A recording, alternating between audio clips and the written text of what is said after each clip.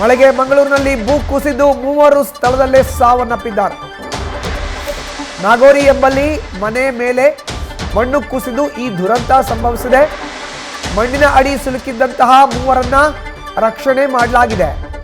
ಮಂಗಳೂರಿನಲ್ಲಿ ಆಗಿರುವಂತಹ ಘಟನೆ ಇದು. ಮತ್ತಿಬ್ಬರ ರಕ್ಷಣೆಗೆ ಕಾರ್ಯಾಚರಣೆ ನಡೆಸ್ತಾ ಇದ್ದಾರೆ ಎನ್ಡಿಆರ್ಎಫ್ ಸಿಬ್ಬಂದಿ. ಸ್ಥಳಕ್ಕೆ ತೆರಳಿ ಪರಿಶೀಲನೆ ನಡೆಸ್ತಾ ಇದ್ದಾರೆ ಅಧಿಕಾರಿಗಳು. ಮಳೆಯಿಂದ ಏಕಾಏಕಿ ಮಣ್ಣು ಕುಸಿದು ಮನೆ ಮೇಲೆ ಬಿದ್ದಿದೆ. ಮನೆಯಲ್ಲಿ ಇದ್ದಂತಹ ಮೂವರು ಸ್ಥಳದಲ್ಲೇ ಸಾವನ್ನಪ್ಪಿದ್ದಾರೆ.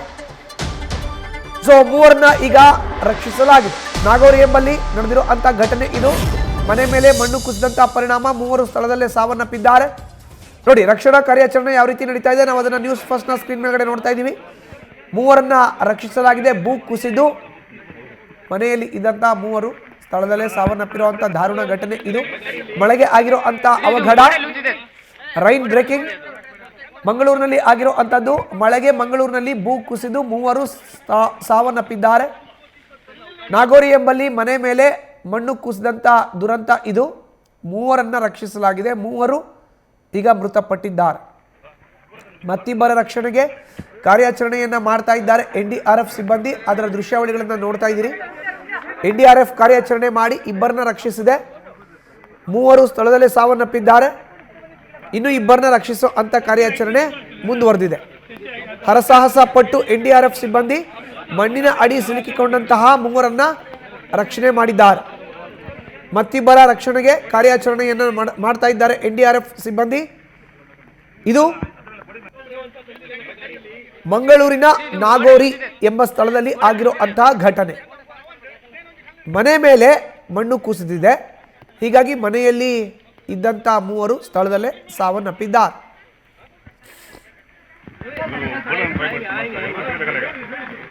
ಹೆಚ್ಚಿನ ಮಾಹಿತಿ ನೀಡ್ತಾರೆ ನಮ್ಮ ಪ್ರತಿನಿಧಿ ಕಿರಣ್ ದೂರವಾಣಿ ಸಂಪರ್ಕಕ್ಕೆ ಸಿಕ್ಕಿದ್ದಾರೆ.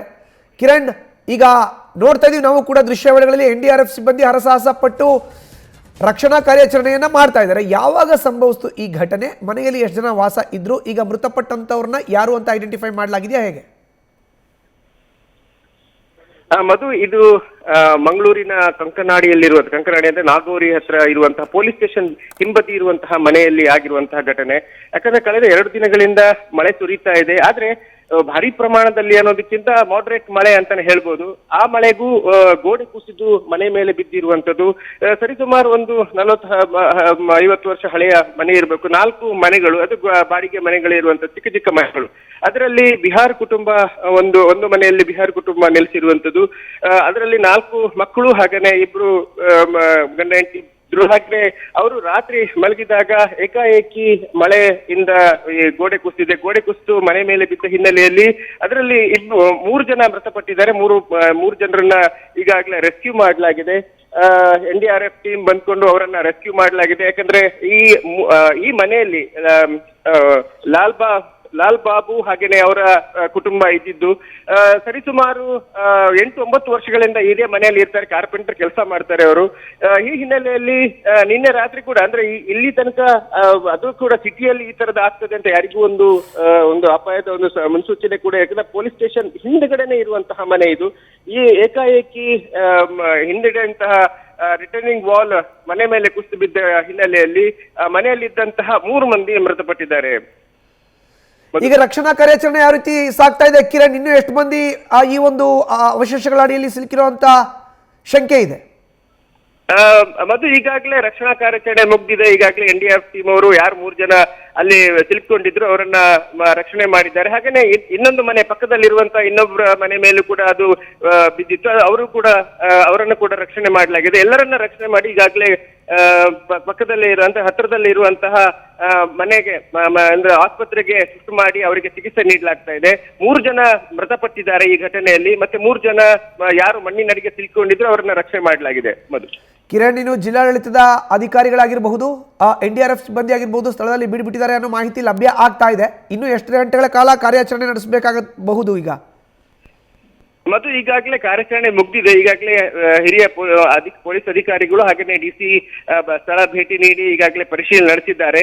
ಹಾಗೆಯೇ ಇದಕ್ಕೆ ಕಾರಣ ಏನು, ರಿಟರ್ನಿಂಗ್ ವಾಲ್ ಯಾರ್ದು ಅನ್ನೋದ್ರ ಬಗ್ಗೆ ಈಗ ತನಿಖೆ ನಡೀತಾ ಇದೆ. ಯಾಕೆ ಏಕಾಏಕಿ ರಿಟರ್ನಿಂಗ್ ವಾಲ್ ಬಿದ್ದಿರುವಂತದ್ದು, ಅದು ಕೂಡ ಮನೆಯಲ್ಲಿ ಮತ್ತೆ ಬೇರೆಯವರಿಗೆ ಯಾರಿಗಾದ್ರೂ ಗಾಯಗಳಾಗಿದ್ದಾವೆ. ಅದೇ ಪಕ್ಕದ ಮನೆಯಲ್ಲಿ ಅಂದ್ರೆ 4 ಮನೆಗಳಿದ್ದು 4 ಮನೆಗಳಲ್ಲಿ 19 ಜನ ವಾಸ ಮಾಡ್ತೀವಿ, ಅಂದ್ರೆ 4 ಕುಟುಂಬ. ಅದರಲ್ಲಿ ಒಂದು ಕುಟುಂಬದ 3 ಈಗ ಮೃತಪಟ್ಟಿರುವಂತದ್ದು. ಮಧು, ಧನ್ಯವಾದ ಕಿರಣ್ ನಿಮ್ಮ ಮಾಹಿತಿಗಾಗಿ. ಇದು ಗೋಡೆ ಲೂಸಿದೆ, ಗೋಡೆ ಲೂಸಿದೆ ಅದು.